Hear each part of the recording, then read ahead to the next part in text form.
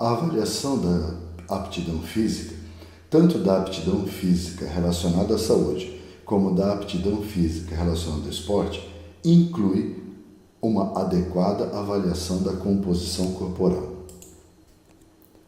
A composição corporal pode ser dividida em 5 aspectos: a massa óssea, a massa de gordura ou gordura corporal, a massa muscular ou musculosidade, os outros tecidos, como vísceras, e o teor de água. De modo geral, os homens têm 43% de tecido muscular, 3% de gordura essencial, 14% de gordura de reserva, 15% de massa óssea e 25% do seu peso corporal em outros tecidos como as vísceras.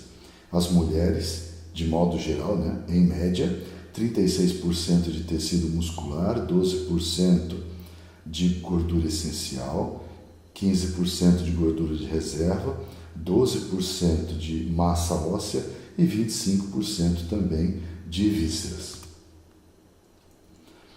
O livro de Fisiologia do Exercício de McArdle, Catch e Catch oferece para nós valores referência para as mulheres e para os homens.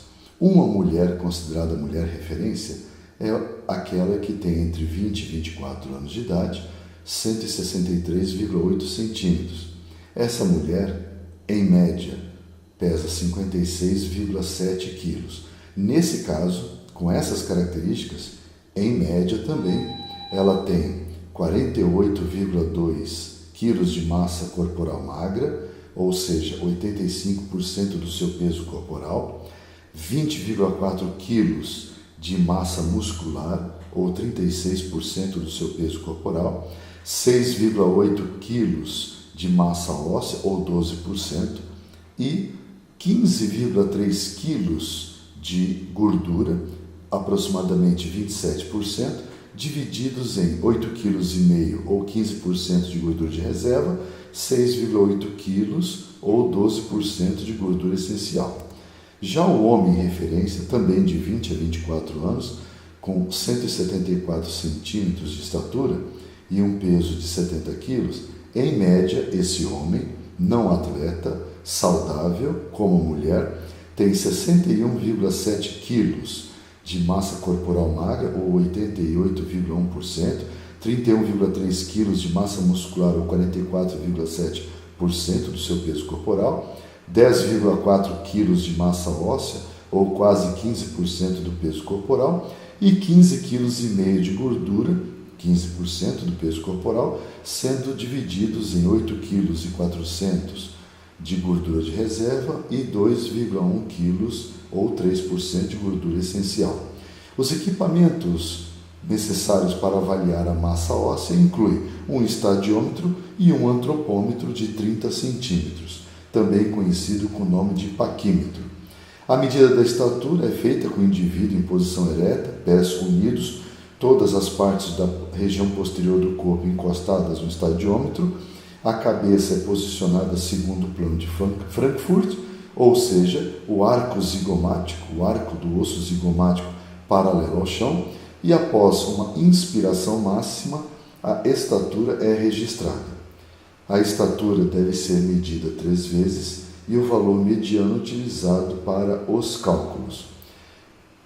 Utilizando o antropômetro de 30 centímetros, medimos o diâmetro biestiloidal do carpo, ou seja, a distância entre o processo estiloide da ulna e o processo estiloide do rádio. Esse é o diâmetro do carpo. Também se mede o diâmetro biepicondiliano do úmero, ou seja, a distância entre o epicôndilo lateral do úmero e o epicôndilo medial, utilizando o paquímetro de 30 centímetros.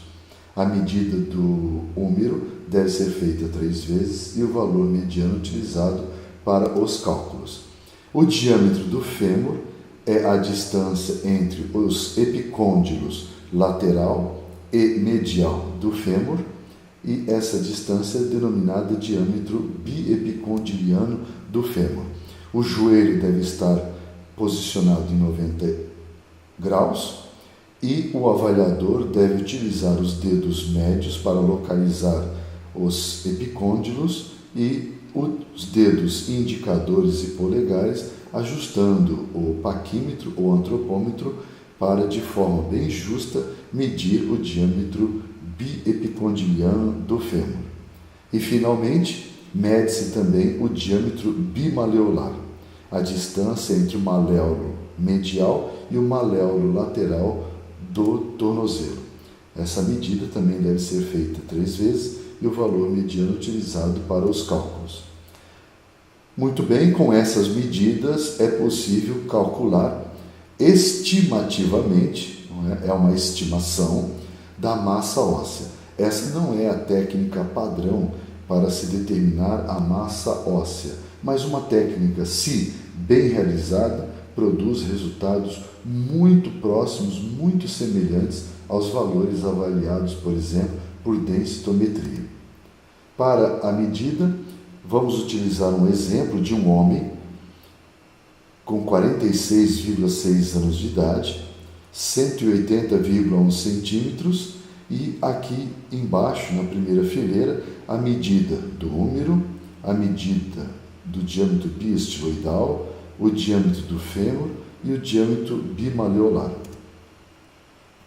A equação utilizada, a equação proposta por Mathiepka, utiliza a somatória do úmero, do diâmetro biestiloidal, do fêmur e do diâmetro bimaleolar. Este resultado é dividido por 4, o resultado elevado ao quadrado e, finalmente, multiplicado pela estatura por 1,2 e por 0,001. Então, no nosso exemplo, as medidas estão escritas aqui embaixo. O resultado dessa soma deu 29,5 centímetros, que dividido por 4 dará 7,375 centímetros, que elevado ao quadrado daria 54,390625 centímetros quadrados, e ao final, multiplicado pela estatura por 1,2 e 0,001, produziria um resultado que aproximadamente 11,8 quilos de massa óssea. Essa massa óssea deve ser transformada em um percentual do peso corporal utilizando essa equação aqui embaixo. Portanto, 11,8 kg de massa óssea dividido pelo peso corporal multiplicado por 100 produz um resultado de 13,4%. Ou seja, neste homem, a massa óssea dele corresponde a 13,4% do peso corporal. Comparando com o homem referência, o homem referência tem aproximadamente 14,9% de massa óssea, o homem em questão teria um pouco menos de tecido ósseo em seu corpo. Esses valores não são muito distantes, podemos considerar como uma massa óssea adequada à saúde.